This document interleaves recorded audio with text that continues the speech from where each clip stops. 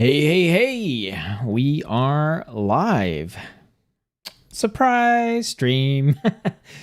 Before I kick things off here on the stream, I want to take a minute and I want to say thank you to anyone who's watched the other video I published today, which was a video where I asked the question, why do you watch my content? I've been reading through all the responses, definitely been taking into consideration all your feedback, and I just appreciate you guys taking the time to give me that feedback. So, yeah, definitely wanted to say thank you for that. And for those of you who haven't checked it out yet, give it a look. If you want to kind of provide some feedback and help influence what sort of content's coming up on the channel in the future, definitely check that out. So, in this live stream, what are we doing? We're going to be checking out some upcoming MMOs. So me being me, I did one of the things that I do, which is I dug in and I was just looking through like, man, what's coming up? What's coming up in the future? And I got a huge list of games, but I wanted to narrow the scope a little bit and just kind of talk about the MMOs that are coming out. And this is just going to be a hangout stream, hopefully. I hope that it's going to be informative. I actually did this as a video earlier today, and I decided that I wanted to do it as a stream instead and just see if people wanted to jump in, hang out, ask some questions, give their opinions on the games, or possibly, ask me about some stuff that maybe I missed. So that's what we're going to do. And also, before we kick that off, I've got a couple of game with Tset opportunities that I wanted to talk to you guys about. And we're going to get away from my talking head and take a look at those. So there's two opportunities I wanted to talk to you guys about. And basically what I'm going to do is after the live stream here, I'm going to make a channel in Discord that's going to be, game name, group. I don't want to say application, but basically I'm just going to make a channel in Discord so that if you're interested in playing these games with me, you can raise your hand and say that you're interested. So yeah, we've got, what do we have here? 3, 6, 9, 12 different MMOs we're going to be looking at here today, plus the 2 game opportunities. So there's a lot. If you're watching this later on the VOD, man, skip through if a game doesn't interest you at all. But hopefully, my goal is to give you the pros and cons, as they are, as I see them. So let's go ahead and kick things off with the first game with Tset opportunity. So there are 2 games that I've been wanting to play and get into more, but I would much rather play these games and check them out with some of you. So I'm hoping that some of you watch this video and you also are interested in playing these games after I kind of show them to you, and that we can maybe get together and play some stuff, get a group going. So the first game here is Dauntless, and Dauntless is a multiplayer action RPG. I think you can play it in a party of 4. And it's essentially, I kind of think of it as an easier version of Monster Hunter in a way, although I'm sure Dauntless fans would probably scream at me for that. But if we get in here and we take a look at Dauntless, basically you play a character, and the way your character plays is based on the weapon that you have, the weapon that you're going to wield. And you fight these giant behemoths. So unlike Monster Hunter, you don't have a bunch of tiny little, monsters and stuff to fight. You basically just go to an island, you fight a big ass boss, you harvest its parts, and then you use that to build bigger, better armor and weapons. So it's kind of like just fighting raid bosses over and over again, essentially. But your character plays based on the weapon you have. So these are the different weapons that are available. And each one of them plays a totally different way. So this one here is the hammer. It's actually the one that I use, which I think kind of makes sense, right? I always like being the big badass warrior. And so this is a big 2-handed hammer that actually kind of has a gun. The hammer has a built-in ammo clip, which is pretty crazy, right? And you can stun monsters and stuff with it. So yeah, there's a big hammer. There's these Aether Strikers, which are fist weapons. You've got your repeaters, which are your pistols. You've got a war pike, which is your giant spear. There's a 2-handed axe, which plays differently than the 2-handed warhammer, because the warhammer, like I said, is focused on stuns. And there's also different types of damage you can deal to monsters too. So each of the weapons kind of targets a different aspect of the bosses as well. So you can wear down different things with different weapons. So the two-handed axe does have a much different play style than the Warhammer. And you can see it's pretty slow, but has a ton of power. And then there are the chain blades, which is like a dual-wielding pseudo-ranged weapon. It's got melee attacks, but you can also kind of throw it with the chains. And then the last one you have is the sword, which is a fast combo type of weapon. And so you go in there, you jump in, and like I said, you fight these big behemoths. It's a lot of fun, but it is terrible solo. So I am hoping that maybe some of you out there are interested in playing. And if you are, like I said, we can get a group together. So check out the Discord. Let me know if you're interested in playing Dauntless. This game is free to play. And I want to make sure I cover this stuff when I'm talking about the game. So this game is free to play. So you can just jump in and try it. It doesn't cost you anything. It does have some cosmetics and stuff like that you can pay for. And it also does have a battle pass system, which is not required for you to play. So you can play the game 100% for free. So if it looks interesting to you and you want to check it out and you want to play with me, then we can get something together. And if we really like it, really enjoy it, we get a consistent group going, then I don't know, maybe we'll battle pass it up or something like that. I don't know. Depends on if it's worth it or not. I'm not a huge fan of battle passes, but I don't hate all of them. So the second game that I wanted to pitch at you guys as something that maybe you can try to play with me is probably going to be a bit of a shock. It's Fallout 76. This absolute shitstorm dumpster fire of a game. If you're not familiar with Fallout 76, this is the game where Bethesda attempted to make Fallout multiplayer. And it did not go over well when the game first came out, like, at all. It was they were literally just like giving the game away for free because it was so terrible. Like, stores had ordered in copies of the game to sell, in combination with stuff and just to sell off the shelf, and no one was buying. So they were literally, it was like, buy a controller, get Fallout 76 for free. It was terrible. It was a shit show. So why, with that background, would I be looking at Fallout 76 going, hey, I want to play this. I want to see if you want to play with me. Well, the reason for that is it looks like the developers have actually, like, I don't want to go so far as to like listen to the players and done everything that they wanted, but they've gone a long way towards making the game something that at least looks like it's worth checking out, right? Maybe not necessarily something you're going to get hooked on or whatever, but definitely something that's worth, I think, checking out, especially if you like the Fallout games, which I do. I really like I think if you don't like the Fallout games, you don't like the first-person shooter stuff, the third-person shooter stuff, like, leave this alone. But if you enjoyed the Fallout games, I think this is finally at a point where it's probably worth at least checking out. And I really enjoyed Fallout 3, Fallout New Vegas, Fallout 4. I played the hell out of all those games. And so there is a part of me that definitely wants to check this out, and I feel like it's probably fine to do that. Now, Fallout 76, it does have some monetization issues as well. So if we were to check out the game here, so you have to buy the game, but there's a way you can kind of sort of get around that I'm going to explain here in just a minute. So you have to buy the game, and let's see, buy now. Yep. Oh, here we go. So there's the core game, which you have to purchase, but then they also have these upgrades and add-ons, right? So there is Fallout 76 Atoms. This is a cash shop currency where you can buy new outfits, weapon skins, armor skins, and more.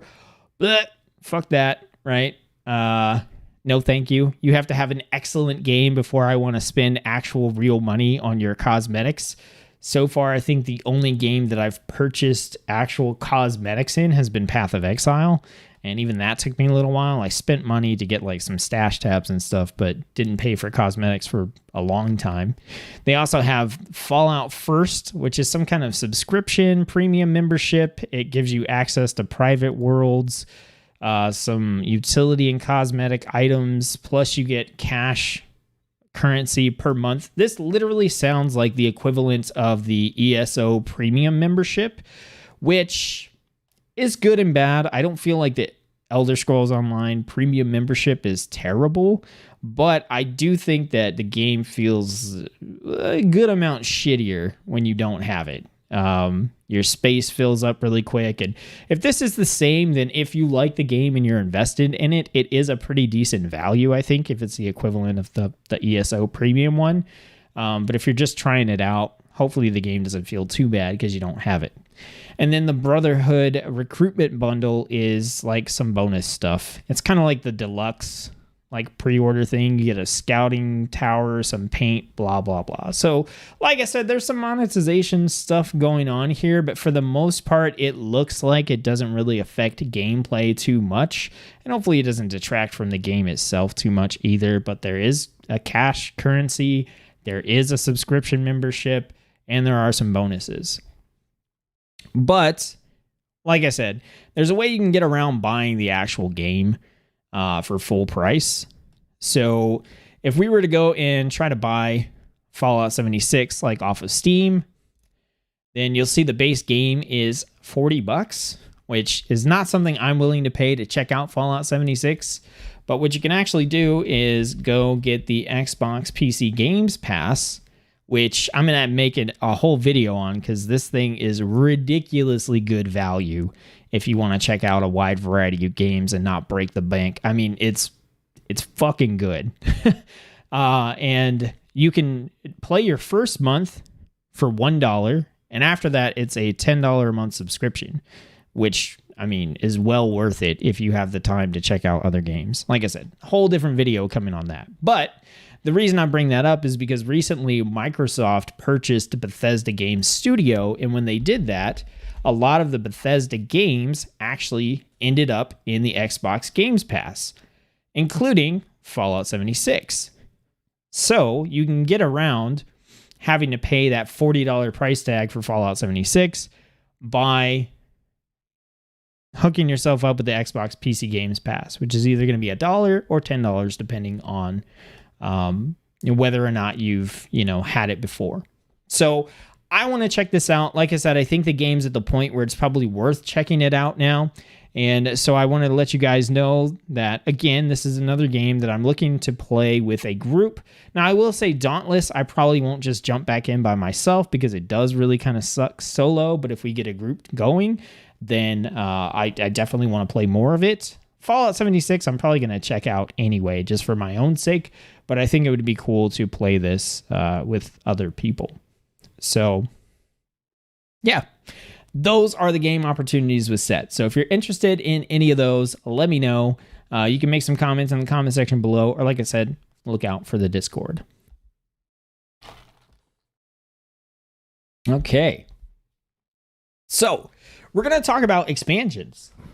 There are 3 big MMOs that have expansions coming out. And so I wanted to talk briefly about them. So the first one is Guild Wars 2. Guild Wars 2, in my opinion, is like the ultimate casual MMO. Like if you just want to like casually collect things and level up and do quests and achievements and stuff, like Guild Wars 2 is where it's at for that kind of stuff.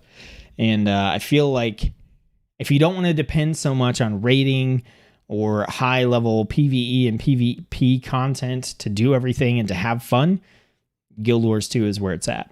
And there is an expansion coming up for Guild Wars 2. We don't really have any details about it, other than it's called End of Dragons, and it's set in Cantha, which Cantha is kind of the East Asian themed area from Guild Wars 1. It's one of my favorite areas from Guild Wars 1, and I was hoping that it would have come to Guild Wars 2 a lot sooner, but I mean, I don't know if this is going to be Guild Wars 2's last expansion, but I would bet on it probably. Guild Wars 2 seems to be slowing down quite a bit, but maybe not. So there is an expansion coming up for Guild Wars 2. My level of hype on it is super low. Literally, I think the only reason I'm kind of interested is because it's set in the Cantha region, which is one that I always liked. And you can tell that because back here we've got kind of the Chinese, Japanese style buildings in the background. And I'm sure the trailer shows something too. But if you're into Guild Wars 2 or you wanted to check it out, then you got content coming up for that. The next expansion we have coming up is the Elder Scrolls Online Blackwood. So I'm a fan of ESO, and Blackwood is a new expansion. And I think this one is Oblivion. Yeah, Gates of Oblivion. So this pulls in content. What's up, Sonny? Thanks for tuning in. Appreciate it. So this is based on some of the content from Elder Scrolls Oblivion. And this has got like your demons, your hellscapes, you know, your Daedric characters in there, which are essentially kind of like the demons of Elder Scrolls. And this game's just really solid. I enjoy playing it. I don't really get hyped about the expansions, but I enjoy the opportunity of playing them when I kind of run out of other stuff to do. And Elder Scrolls Online, out of what I would consider to be the big three, which is ESO, Final Fantasy XIV, and WoW, like the big, most popular MMOs, is probably my favorite out of the three right now. If you put me on the spot and we're like, which one do you want to play right this second? I'd probably say ESO. But even that doesn't hold a lot of appeal for me right now. So Sunny says, I tried Guild Wars 2, thought it was okay, went back to WoW though. Yeah, like I said, I think Guild Wars 2 is really good if you're a really casual player or you really like story. Then it's a good fit. There's lots of stuff to collect and do, and lots of cosmetic stuff you can do to your outfits. It's a kind of a dress-up game as well. Same with Final Fantasy XIV. It was good, but eventually went back to WoW. Yeah. That actually brings us to the last game that's getting an expansion, which is Final Fantasy XIV. So Final Fantasy XIV is getting the Endwalker expansion, which is going to close out the storyline on the current realm that the game is focused on. So it's kind of an ending point for Final Fantasy XIV in that sense. And after this, the next expansion is going to be something new, a new story, a new plot for Final Fantasy XIV. This game is incredibly story heavy. And if you like story heavy and you still like the tab targeted combat and that kind of stuff, Final Fantasy XIV is actually really nice. And if I had a group of people that wanted to play Final Fantasy XIV, I probably would dip my toes in it and play it some more. It's a game that I do want to get back to because I think it has a lot to offer outside of the traditional in-game content. The crafting system is really involved. There's the Golden Saucer, which if you've played Final Fantasy before, then you know, it's like the casino. And there's all kinds of stuff in there. There's a super involved card game. There's chocobo racing, like all kinds of stuff. So there's a lot of content, housing too. Elder Scrolls Online and Final Fantasy XIV both have housing. Although the housing in both is like semi inaccessible for different reasons, right? ESO, you get like a ghetto apartment and you kind of have to pay real money or save up a lot of currency to get a house. And then in Final Fantasy XIV, you have to compete against other people to get plots for your house, which is, it seems silly to me, but I don't know. But they both have housing, and that's pretty cool. So there's a lot to do there. Endwalker is bringing 2 new classes. I don't know if they show them here. Yeah, they do. So we have the Sage, which is a healer, and it kind of uses these crazy floaty sword things. I don't even know what you would call them. But these things here on the back, it fights with those. Yeah, I don't even know what you would call these. Floaty sword gun things. Laser swords, maybe. So this is a new healing class that's coming with the expansion. And then they actually have this pretty sick-ass looking DPS class, which is the Reaper. And this uses a giant scythe. Has big old red blades and blue blades and stuff. It actually looks pretty cool. I like the aesthetic of it. I always like when they introduce these dark classes to Final Fantasy XIV, like the Gunblade.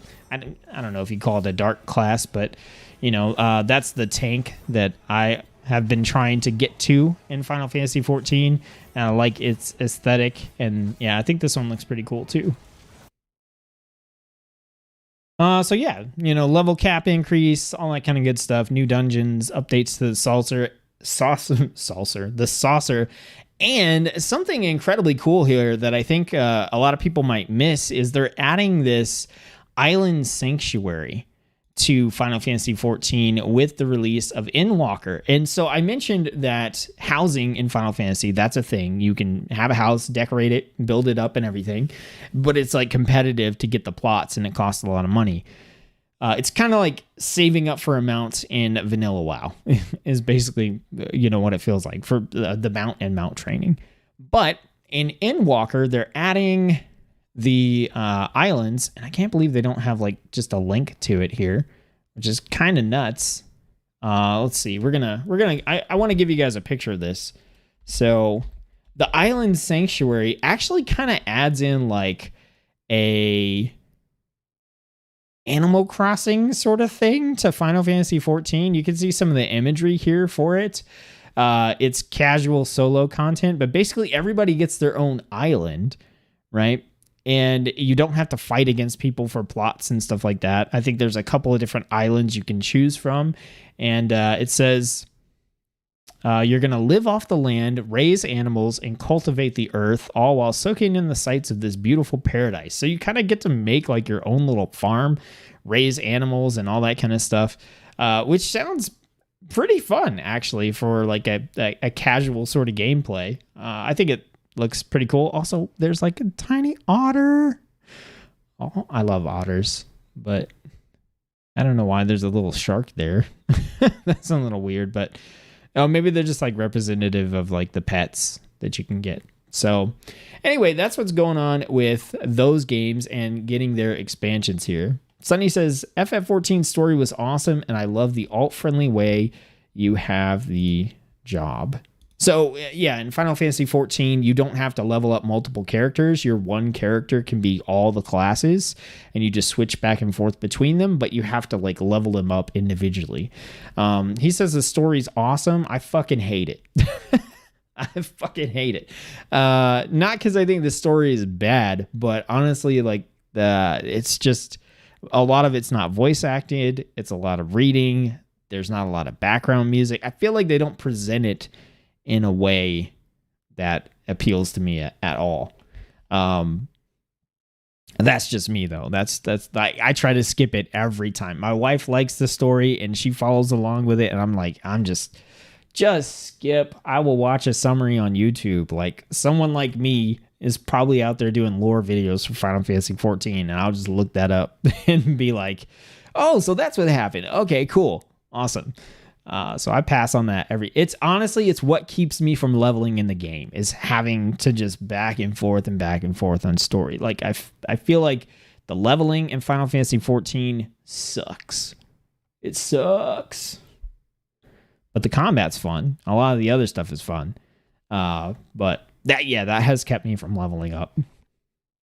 It's bad. Okay. So let's get into the stuff that's coming up, right? So let's talk about the stuff that maybe you don't know about, right? Everything I've talked about, you've probably heard about already, right? Dauntless, Fallout 76, Guild Wars 2, Elder Scrolls Online, Final Fantasy 14. You've heard about all this stuff, right? So let's get into some weird stuff. And I kind of have these ordered in like how I want to talk about them, like my level of excitement and stuff. So the first one we're going to talk about is Chrono Odyssey. This is a upcoming Korean MMORPG that we know nothing about. There's no list of classes. There's nothing. There is a trailer which looks sexy as hell. Like this game looks so gorgeous. I'm gonna let's skip ahead, but it doesn't really show anything. It's a purely cinematic trailer, but I mean, look at it. It can't be in engine. Like some of this stuff looks like it might be in engine. Not on it. Like that kind of looks like maybe it's in engine a little bit, but maybe polished up. But holy hell, this thing looks crazy. But yeah, we don't know anything about this. A beast looks crazy as hell. Everyone in this game is beautiful. There are no ugly people. There's no people suffering from hair loss. But yeah, this game looks really sick. We just don't know anything about it. Like, we don't have a release date. We don't have classes. We don't know anything about the systems. All we know is that it's here and it's pretty. So, yeah. That's all I got for Chrono Odyssey. So let's move on to this. This is the one that I like literally just have almost nothing to say about. Everything else, we got more details. Sonny says, I'm one of those guys that probably annoy you as I watch the cutscenes the first time I run a new dungeon. I watch the dungeon cutscenes. I do. It's all the questing stuff like in Final Fantasy. I feel like I'm reading a book and getting to play a game in between. It feels a lot like a visual novel in that way. All right, so let's talk about Phantasy Star Online 2, New Genesis. So Phantasy Star Online 2 is an older MMO that got ported over to the West, I want to say like a year or two ago. And it looks like an older MMO. It looks like, I would compare it probably to like DC Universe Online is kind of where the graphics are. But New Genesis is an upgrade that's coming in 2021 that actually upgrades all the graphics and makes the game look a lot prettier. And the game already, I was interested in playing it. And I saw the graphics and I was just like, I'm pretty shallow. I don't think this game is going to appeal to me because I'm going to get in and play it and feel like I'm playing a PS2 game or a PS3 game. And so I never installed it. I never did any of that stuff. Like, it was a pretty big install and all that kind of stuff. But the game itself looked interesting. It's got kind of a pseudo anime aesthetic, and it's a like sci-fi style MMO. I'm trying to think. There's a Square Enix franchise that's sci-fi based that this reminds me of. Phantasy Star Online is its own game system as well, but see you, Sonny. It reminds me of, I can't remember the name of it. Someone tell me, okay? There's like a series, I think it's Square Enix, Star Ocean, that's what I'm thinking of. It reminds me of Star Ocean and a couple other games like that. But the combat system and everything in this actually looks pretty cool. You don't get a lot of MMOs that are set in this kind of like, setting or this like space thing that we've got going on here. And so I've wanted to check this out, and I feel like this Genesis update where they update all the graphics is like the perfect time to jump in and do this. We don't have a specific date for this, but it is coming out in 2021. So this is something we'll get to play and check out at some point this year. So yeah, I'm excited to check it out. The next game up is Blue Protocol. And this is 100% anime. 100%. It's being published by Bandai Namco, which does all the anime stuff. Just tons of anime stuff and stuff that looks like anime. But they also, I think they did, did they do Dark Souls? I can't remember. But they've done some stuff that is still like anime influenced. But the games from Bandai Namco come out of Japan. This is a very anime influenced.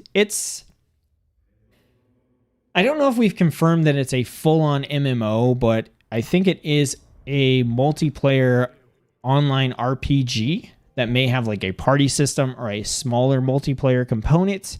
The art style is very distinct. It looks a lot like Genshin Impact or Dark Cloud or Breath of the Wild. It's got that kind of aesthetic to it, which I really like. I really think looks cool.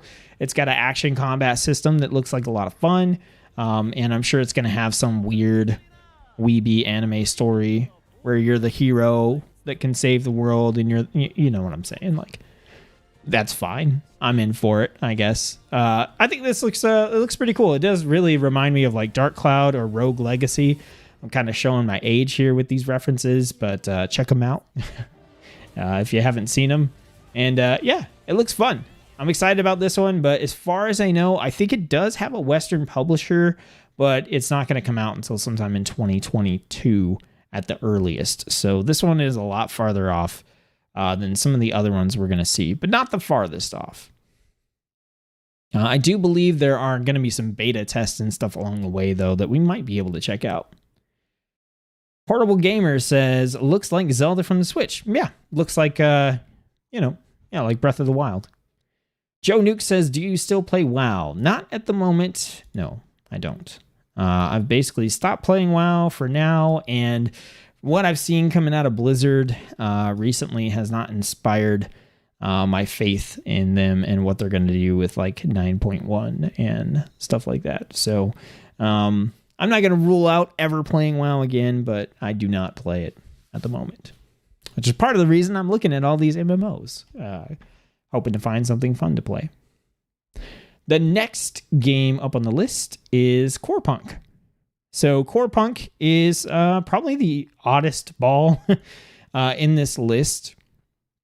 It is a open world MMORPG, but it uses like a MOBA combat system. Is that the best we can do, YouTube? That is not what 1080p 60 frames per second looks like. But you can see down here, like your characters are going to have like the 4 or 5 abilities that you typically have in a MOBA, plus like an alt, and they're going to have items and stuff that they pick up. But the difference here is you're going to party up with people, and you're actually going to do dungeons and raids and stuff like that. I'm not 100% sure what their PvP plans are. The things are hero-based, not necessarily class-based. I like this kind of stuff. There's been a lot of games that have popped up that tried to do something similar to this. Maybe not necessarily a full-on MMORPG, but they tried to take the MOBA genre in a slightly different direction, add in more PvE and stuff like that. Most of them failed. I'm hoping that Corepunk doesn't fail. There's a chance that it will, but the team's working really hard on it, and I think making it an MMO with dungeons and stuff like that is going to go a long way towards hopefully increasing the likeliness that this game succeeds. I know for my part, I look at it and I'm actually pretty damn hyped about it. I think it's going to be really cool, and I just really hope that it is. I really hope that it is cool. And you can kind of see like there is a talent system in there for the different characters and stuff as well. Here they're kind of fighting what looks like maybe like a dungeon boss or something similar. And yeah, there's a little bit of PvP right there. So maybe that was like a world boss. Or no, that's that giant thing that looks like a boss. I think that was just a player, actually. I think that bear... Was it a player? I can't tell, actually. Oh, no, it's not a player. If you look at it, I think you see the little skull and crossed swords on there. I think that means those are PvP players, and this is just a... That'd be crazy if you could be a giant hulking bear.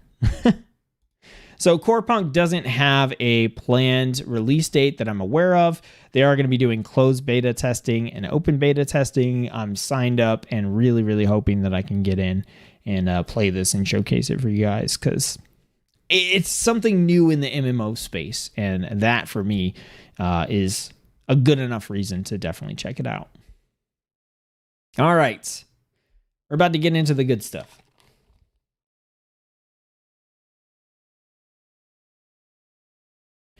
Okay, let's talk about Ashes of Creation. There's 2 games right now that everybody's talking about, 2 MMOs that you're seeing, I'm sure you're seeing pop up all over YouTube. If you're into MMOs and you're subscribed to WoW content creators or anything like that, you're probably seeing Ashes of Creation and New World pop up. And we're going to talk about both of them. So Ashes of Creation is a Kickstarter MMO that might actually make it to completion. Who knows? The other one I know that's kind of in the works that I don't actually have in this video is Crowfall, because that thing has been in development for I don't know how long. I played it. I wasn't overly impressed. I'm not excited about it at all anymore. I was like 8 years ago when it was announced, but not anymore. So Ashes of Creation is a kickstarted MMORPG. This being developed by some industry veterans who worked on some older MMORPGs. We do have quite a bit of info about this one. So they don't really set up their website in a nice way to like find all that info, which is kind of lame.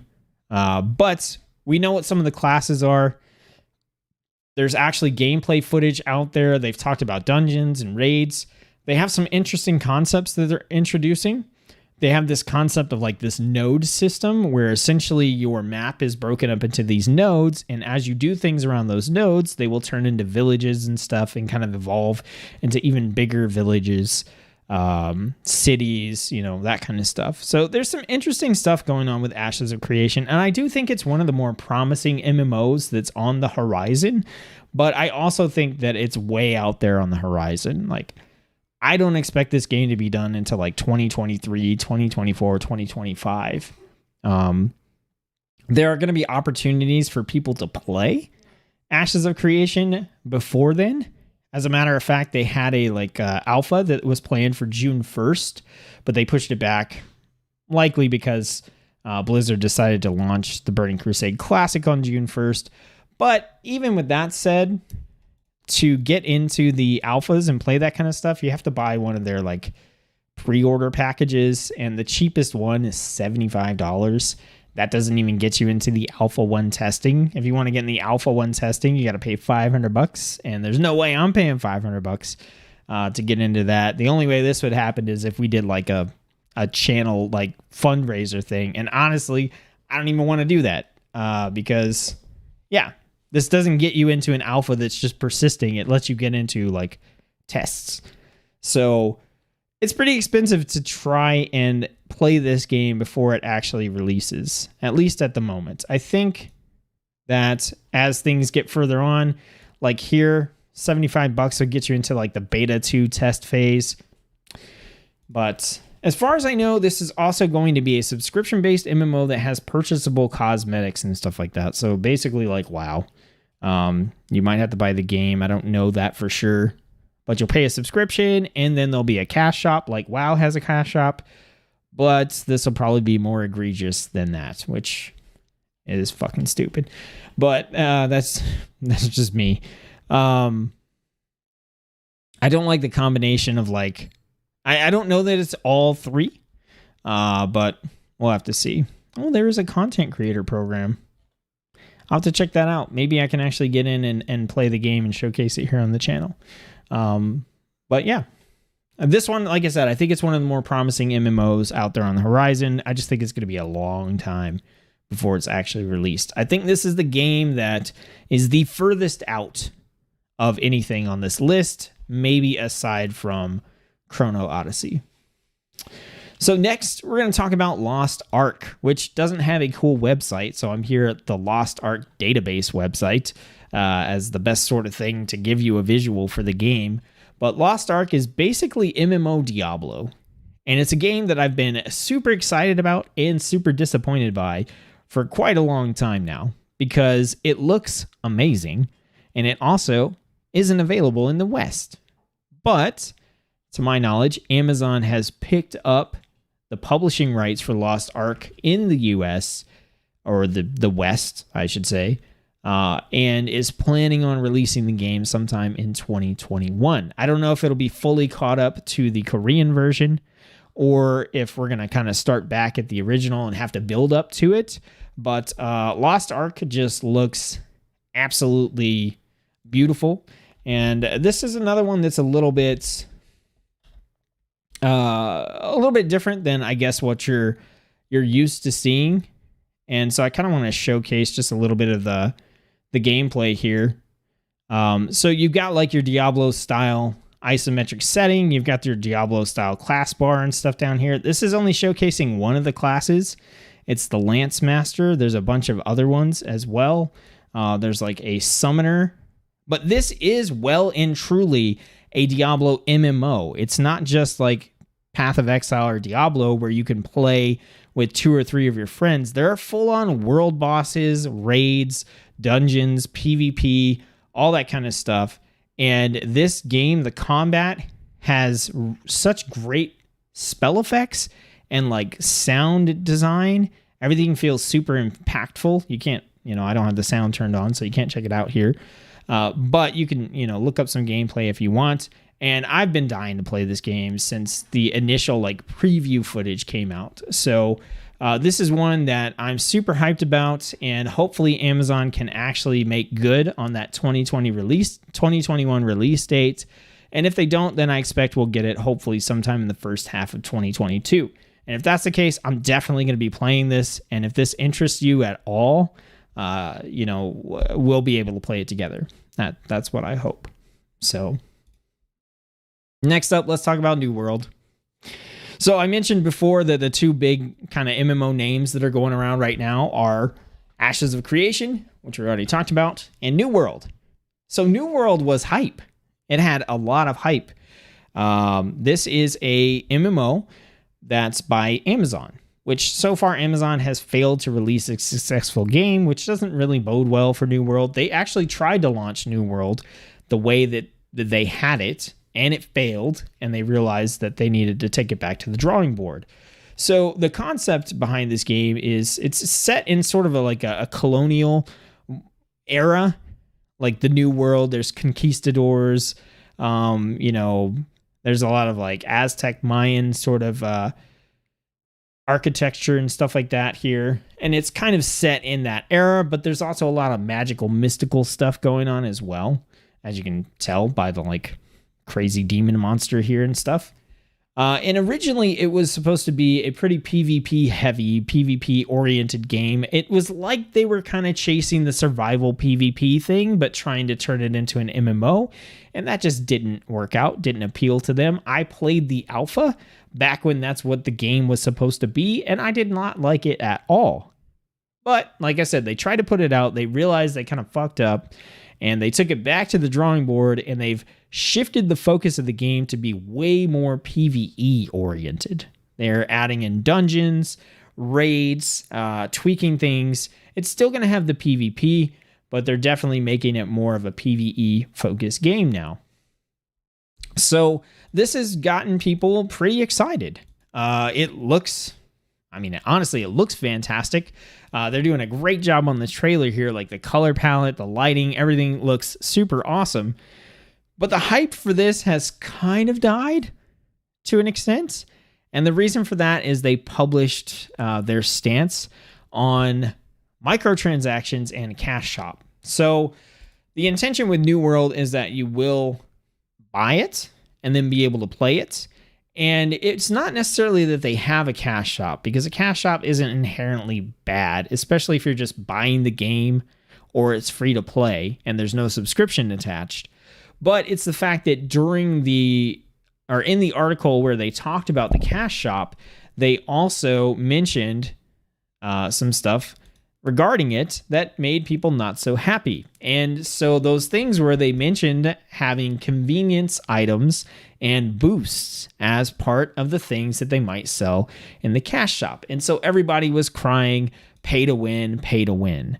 Because if you were doing like a crafting boost where it takes less XP to level up, then you're not having to use as many materials, which is essentially either saving you time or saving you gold. And that's kind of pay to win because you can make better armor and stuff like that if your crafting skill is higher. That's kind of where this train of thought went. And I don't disagree with that at all. I don't think cash shops are necessarily bad. But I think ones that do stuff like that are, and I hate the ones that offer like XP boost and all this stuff. Like just make your game like not feel miserable when you're playing it in the first place, so it doesn't feel like you need to have a boost, right? Like that's what you should do. Now, they got a shitload of backlash about that, a ton. And they came back with a semi-apologetic, article or letter or whatever from one of the developers or CEOs or whatever. They didn't fully, roll back and be like, no, we're not doing any of that. Sorry. But they just sort of clarified and were like, oh, we're not going to do this. But then they left a bunch of other stuff vague. So this is supposed to come out, I think, at the end of August. And there's still time for the developer to hopefully listen to the community and recover from this cash shop thing, because I think outside of that, this game was actually building up to a pretty hyped, pretty impressive launch. Like, regardless of whether, it fulfilled everything that it should or not, like, there was a lot of hype behind this game, and they managed to kill it. But I think they have time to continue to hype it up. And honestly, I will have to see what's actually in the cash shop. I'm still excited to check out this new version of the New World. But if the cash shop sucks, then I'm out. I mean, that's just kind of how it goes. There's been several MMOs that have done like some pretty crappy monetization things. Neverwinter is one of the ones that pops up off the top of my head, where like the combat system was like okay, but like it just felt like the cash shop was constantly shoved in your face, and I just really didn't like it. You felt really limited by it. But if the new world comes out and it does have a cash shop and the stuff in it doesn't look too egregious, then fine. I'm still excited to just play the game on a base level. And if that means that it feels super grindy because they tuned XP down because they want you to buy a boost, then, you know, I just won't play the game. So we'll have to see. I am still really excited about this. I am. And I want to check it out. And I wouldn't discourage you from checking it out either if you think that it looks like something you'd want to try. We haven't gotten MMOs in this type of setting like hardly ever, and especially not at the production value that Amazon Game Studio is able to produce. This is a really gorgeous looking game, and I think it would be a shame to pass it up because of a fear of a cash shop that we don't know everything about yet, right? We can always drop it later. So that is New World. All right, we got 2 games left. So the next one up is Sword of Legends Online. And it's the one I used for the thumbnail. It was really hard to find cool thumbnail artwork for this live stream, but this is the one that I chose. So Sword of Legends Online, as in the making of this video, has a beta ongoing, which I really want to play, but whatever, I'm broke. So it's a pre-order, get into the beta sort of thing, or be a content creator that's bigger than me and play. And I'm neither of those things, so, or I can't do either of those things. So don't get to check it out, but it does mean that we have footage of people playing Sword of Legends Online, and, you know, we can actually see it. So what is it? It's a Chinese MMO that I would bill as a pretty traditional MMO. You could compare this to WoW or Final Fantasy XIV. The combat is a little more action-based rather than tab target, but outside of that, it's got dungeons, it's got raids, it's got crafting, it's got all that kind of stuff. You know, it's got your tanks, it's got your DPS, your healers, etc., etc. This has been very well received in China, and it's also been very well received over here based on the beta and people who played the Chinese version. It seems like it doesn't really do anything to innovate the MMO genre, but it just seems like a super, super solid entry into the genre. Like, to the point that I'm like, I really want to check this out and play it, because it's a totally different aesthetic than what you get in something even like Final Fantasy. You know, Final Fantasy is coming from Japan, and it's got, you know, some influences from that and everything, but this is just straight up like, it's all like the sort of East Asian sort of theme that I really like, I really enjoy. It's got like a Dynasty Warriors vibe. I think it just looks, it's a gorgeous game. It's an absolutely gorgeous game, and I am really, really excited to try this out. Now, this is another one where, of course, the monetization comes into play. That's every damn game nowadays, but this game in China, I believe it's either buy to play with a subscription or just a subscription. Coming over here to the West, I know it's going to be buy to play, and we haven't heard anything confirmed for a subscription, but it sounds like there will not be a subscription. It will be buy to play. But there is a cash shop. Now, from everything that I've seen, the cash shop in this game is all about cosmetics. Cosmetics and stuff that doesn't actually affect your gameplay. So there are outfits, there are weapon skins, there are pets, there are mounts, you know, there are accessories, blah, blah, blah. All the stuff that can make your character look cool or make you feel like you have a cool companion or a pet or whatever. And to me, that's fine. If that's what the cash shop is, that's fine. It's just like Path of Exile. The exception with Path of Exile is you don't have to buy it. You can just play it for free. This, you have to buy into it, and then there's a cash shop. But it's no worse, in my opinion, than WoW, which you have to buy. Then there's a subscription. Then there's a cash shop, right? So we're at least cutting one of those out of the equation here. And I don't mind the way Path of Exile does things, because you can play the entire game and your character just looks like an idiot, right? And if you're invested in the game, you like it, you want to support the devs, and you just want your character to look cool, then yeah, you can pay some money and get a cosmetic. But you don't have to. And I played PoE for a long time before I bought any cosmetics or spent any money outside of getting some stash tabs, which was like $10 for a free-to-play game. So I could definitely see playing this and just not worrying about the way my character really looks, not having to have that super cool, super sweet looking mount or whatever.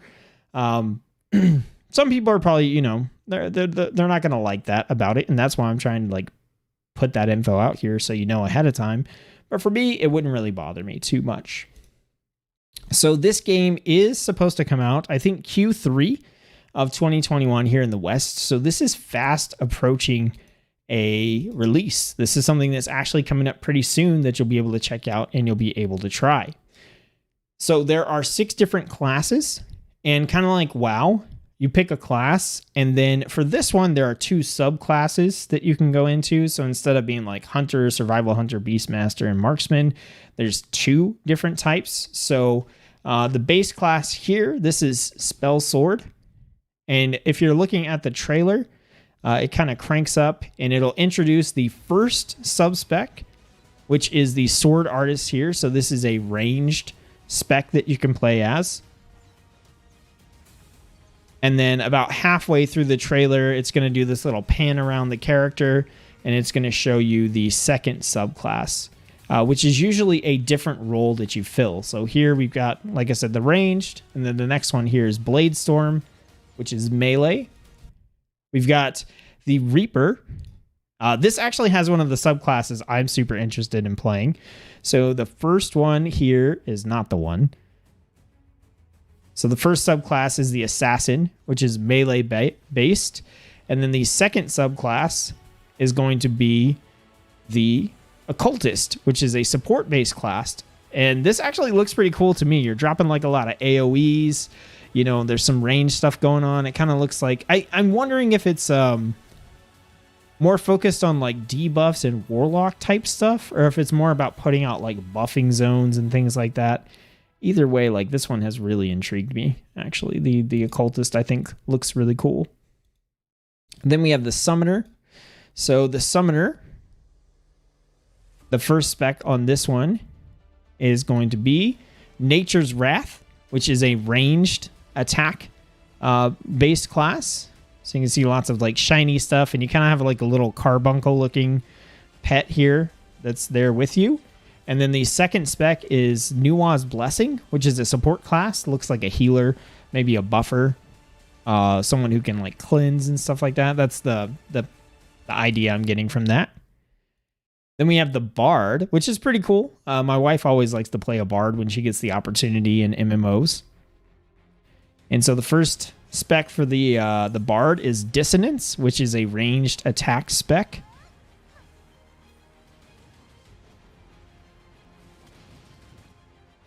And then the second is Harmony, which is a support class, which sounds, like a healer, a support spec here. And man, this game is so pretty. And then we get to the, so like I said, out of all these so far, the Occultist is the one that appeals to me the most.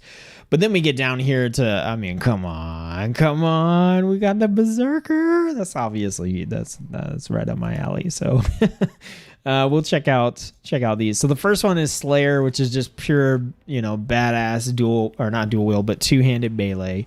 But also they have the second spec is Drunken Master, a tank. And this is like, Jackie Chan, Drunken Master. This is like Brewmaster Monk, sort of. But that's cool, right? I'm digging the Drunken Master. They literally just, not Brewmaster, Drunken Master. That's pretty dope. And then also, honestly, like the Spear Master, pretty appealing to me as well. The first spec here is going to be the General, which is melee. And man, this looks so Dynasty Warriors, it's not even funny. And I actually really like the Dynasty Warriors style games. So I think this looks super fucking cool. And then the next spec here is a tank spec. It's the Phalanx. And I'm like, tank spec with a spear? Are you kidding me? That looks awesome. So, yeah, those are the classes. And then they go on and talk about some of the other stuff that's available here as well. One of the big things in this one, and you're going to see it in the trailer, but it's hard to notice it, is that you get your own island. So there's an extensive and elaborate housing system. And I've been wanting an MMO with a housing system I could really get into for a long time. And none of them really seem to get there. But you get a floating island and you get to, trap it up. You get to use the garden. And I'll show you in the trailer. There's a section where it looks like they're kind of building a level, but it's actually the castle. See if I can find it here. Yeah, right here. Okay, so check this out here. You're gonna see all that pasting in and building the like that. I'm pretty sure that is one of the shots of someone's island, like after it was built. I don't know how many cash shop decorations are in here, but it's probably a lot. But that just looks incredibly cool.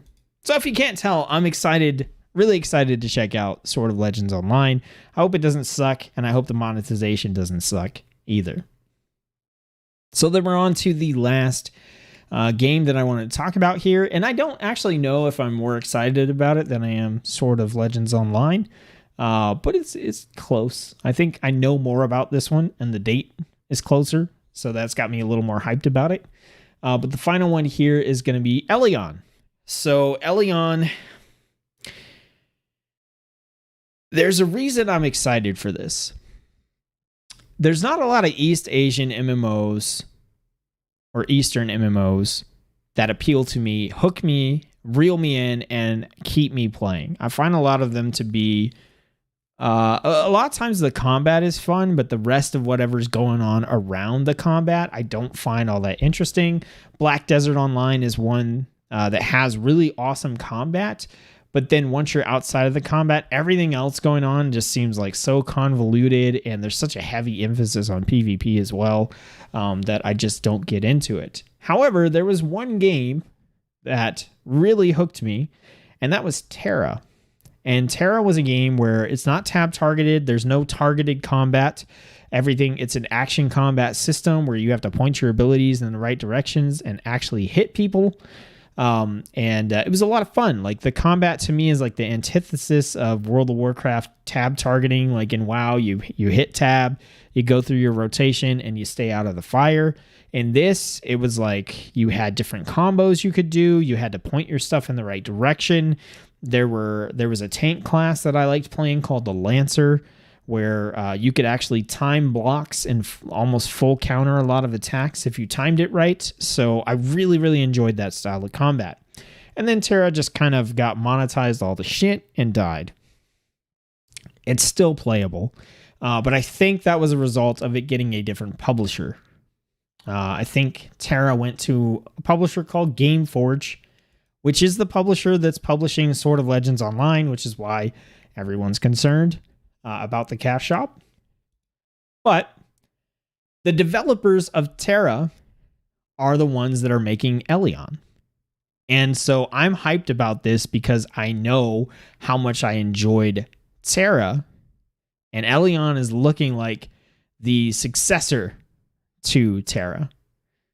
That sounds like WildStar. Man, I really enjoyed WildStar, and I'm sad that it died. Man, I look back at MMOs in the past and I'm like, man, which ones would I still be playing today if they had made it? And like WildStar is one of those that I would have played.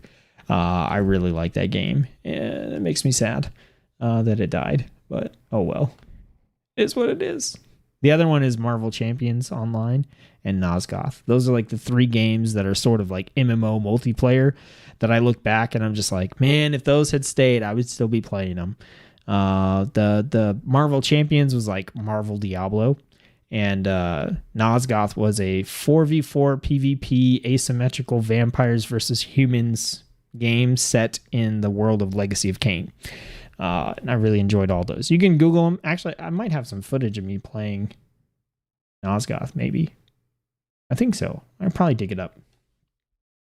Anyway, so Elyon is made by the developers of Terra. And it has a lot of similarities to Terra. It's got a similar combat system. Some of the classes and races and stuff look similar, but it just looks like the evolution of Terra. And one of the things that I liked about Terra is everything around the combat and stuff felt a lot like World of Warcraft, in the sense of like you were going on quests. There was a clearly defined path for you to take. There was a pretty heavy emphasis on PvP, but you could totally play the game for the vast majority of it as like a PvE player. There were dungeons and raids and stuff that you could play and grind. And it seems like they're going down a similar path here. Like, I'm really just hyped about this because it looks like Terra 2.0. The art style's a little different. It's a little more realistic here. Terra was super anime, so it looks like they've gone for something a little closer to like Final Fantasy 14 here, or maybe like a more realistic Guild Wars 2, possibly. But yeah, I think this looks super cool. So some of the details on this game, there are 2 factions. So we got your Horde versus Alliance essentially here. That's where the PvP and everything comes from. There are at least 4 races right now, which kind of line up with some of the Terra ones. So you got your humans. You've got your elves essentially, which we had something similar to that in Terra. You got your little tiny animal people. And then there are these big orc guys. So you get a little bit of variety. Any class can be any race can be any class. And as far as I know, none of them are like gender locked. I think in Terra, some of the classes were either race locked or gender locked or both. But those are going to be full open. Honestly, I think these guys look really stupid. Like really stupid. But everything else is cool. There are 5 classes that they're going to show here, but there's at least 6 that I know of. So we've got the Warlord, which definitely looks like right up my alley. You got a sword, or a hammer in this case, and a shield, and you're just out there brutally punching the shit out of stuff. Yeah, this looks like my jam 100%. I can't wait to try this out. So you got your big, buff tanky boy. But also, it's got that warrior aspect to it. And you can see the combat here, kind of how it's like lining up. And then you have the Mystic. Mystic is a healer. And that's the crazy thing here is like even the healing, like there's no tab targeting, right? You're going to have your AoE stuff, but you also have to like target people and heal them as well, which can be kind of annoying. I'm not going to lie. Like the healing aspect of that can be kind of irritating, but it's one of those things where you get good at, just get good. So you got your Mystics. Then you have your Elementalists, and these are your, fire, ice, lightning wielding mages. Do all kinds of crazy stuff. Then you have the Gunner, which is interesting. They have like a giant mortar and a pair of pistols. I think this is pretty cool. It's a ranged class, kind of like your Hunter, but, with guns, which I think is pretty awesome. That was a very like Vala D3 sort of move they just did right there, which is cool. Then there's also the Assassin. This is your dual-wielding rogue style character. Oh, you like Wildstar too? Man. I love Wildstar. Sad times. So yeah, the Assassin is like your dual-wielding rogue style character. Lots of, backstab attacks and speed. The other class that's not shown here that I know is going to be in the next upcoming closed beta test is the Slayer, which is a 2-handed sword or 2-handed weapon wielder. So a little less like that. The Warlord obviously has the sword shield sort of tanky thing. The Slayer is more of the DPS focused sort of melee character, the big hits character. And Terra had quite a few classes and a few more races as well. I read some notes from the developers of the game, and I think they're planning to release 1 to 2 classes per year for Elyon. So pretty quickly, they're going to ramp up and have even more options for you to play. And then obviously, we got these large scale PvP battles. We've got non-target combat. And then there's this, which is super intriguing to me. And we're going to have to loop through this a couple times. But it says build your own playstyle for different battles and targets by combining unique skills with runes and mana awakenings. So I don't exactly know what's going on here, but I'm looking at this menu and let's see. This says Runtuksung. Something like that. So it looks like that was like the runes page that they're talking about. And I don't know, it looks like you can kind of apply different elements or something to your different abilities here. And I don't want to go so far as to say this is like looking like Diablo skill customization, but it kind of is making me think that's what it is. And I really need to look up a video and see, because if that's the case, like I'm going to lose my mind, because I love the Diablo rune skill customization system where a rune drastically changes the way that an ability works. And this could just be like change the element and increase the damage, increase the length of the stun. I don't actually know. And I can't really like pause this. If I could pause it, I could probably figure it out. But that's got me pretty excited. And it also says something about mana awakening, and I don't know what that is either. But you throw skill customization like this on me and combine it with the non-target action combat, and like, I'm pretty in. I'm pretty in on that. And then they also talk about some of the non-combat stuff as well. But we can see this here. You got quests and battles against monsters in the open world. There's realm wars, the judgment colossus, field bosses, troll cave. Like, they're just listing a bunch of stuff here. There are dungeons and raids. Showing some different screenshots of that stuff here. Customization looks like about what you would expect from an Eastern MMO RPG. Way too many sliders so that you can make your character look absolutely horrific if you want to. Or you're going to see, like, I know you're going to see templates for, like, make your character look like this celebrity. Like, that's in every Eastern, like, MMO ever. And then we have the life content. So there is housing, fishing, deliveries, cooking, foraging, production, crafting, and trading. So we do get the housing stuff here, and it looks like some different fishing, some gardening. I don't know why everyone who's doing the life content is a tiny animal instead of any of the other. Maybe they fit on the screenshots better. I don't know. It's a little weird to me. Like, humans can't fish or what? But either way, I'm really excited to check this out.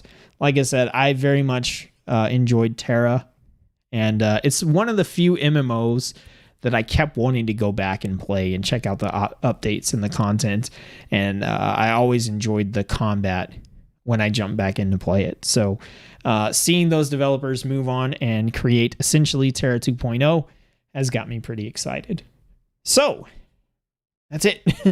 It's been about an hour, and we've covered a vast multitude of games here. Like I said, I did this as like a 30-minute video earlier today, but I realized that I wanted to go into more detail.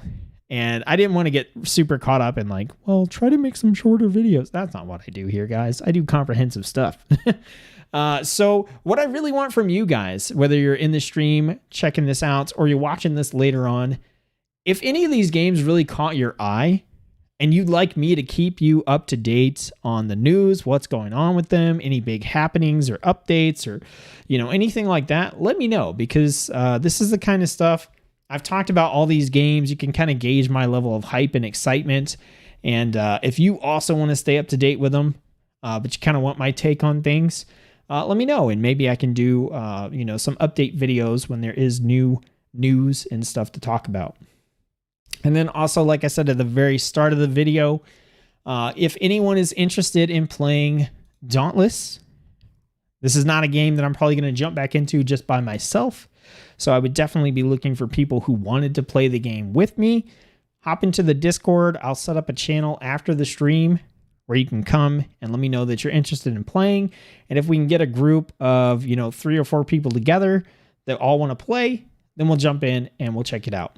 Don't forget, Dauntless is free to play, so you can check it out for free, even if you're just mildly interested. And then also, if anyone is interested in checking out Fallout 76 with me, now that it looks like it might have enough content to be worth checking out, I am going to check this one out on my own anyway, probably make a video about it. If you want to wait till then, But if you're interested in playing the game with me, then again, I'll put a channel up in Discord for that, and you can let me know. Also, don't forget for this one, you don't have to buy it. Get the Xbox PC Games Pass for either $1 or $10. Get access to this and a multitude of other awesome games. I'll be making a video about the Xbox PC Games Pass probably sometime this week because, like I said, it's ridiculous value, and you can check out Fallout 76 with me that way. So my voice is basically gone. Thanks you guys for tuning in and jumping into the chat.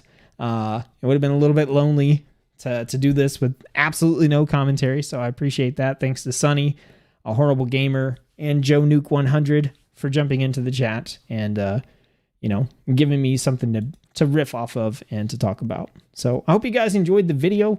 Let me know if you did and you want to see more videos or live streams like this. I could do this in a video format, but I liked doing this as a live stream. It's pretty chill for me. It's a lot easier for me to keep up on chat and talk to you guys. And if you enjoy this, whether it's news, checking out new games, talking about a game, anything like that, this is the type of content that I think I would enjoy making if there's an audience for it. So let me know. And that's going to do it for me, you guys. I hope you enjoy whatever games you're out there playing. Thanks for tuning into the stream, and I'll catch you later. Now I'm just going to sit here awkwardly.